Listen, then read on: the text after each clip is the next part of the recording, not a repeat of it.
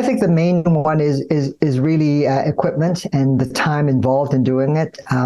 Some with the older equipment find it difficult to do the slices in the time that we're talking about. New scanners, particularly those that are able to do 3D acquisition, find it much easier, and once they start using the 3D, it becomes much easier to adopt. And the beauty about the 3D technique is that it allows you to not only move forward from here, but also go backwards in time, because you can always reconstruct the slices to be similar to what it was 2 years, 3 years ago, and therefore you can match them more directly. And so I think equipment is one of the main factors. Time to do it is related to the equipment, and a lot of the scanners now are able to have special reconstructions where scan times can be reduced significantly, and there have been a lot of progress that has been made with artificial intelligence, deep learning, where people are able to reconstruct them in much faster period of time. So as we move on, this will become, again, a little bit easier for people. But the main thing is really the state of the equipment that is present, and that will change, obviously, over time.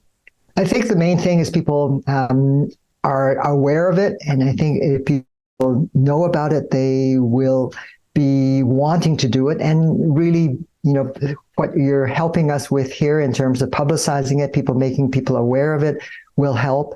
I think the surveys by themselves are also helpful because it draws people to the attention to it. And so that's one of the things we're trying to do now. Not only are we doing it in British Columbia, but we're trying to encourage our other provincial counterparts in other parts in Canada to adopt similar surveys so that they can see what's happening in their own provinces.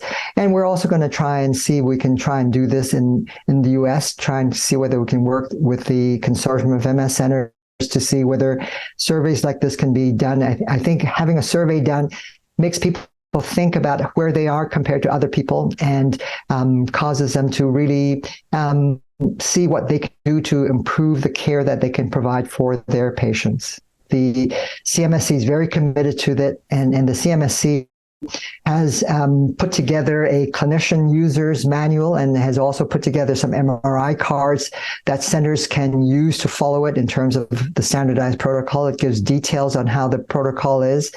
And I think since we last talked, 3 of the major scanner manufacturers now have the standardized protocol within their software library.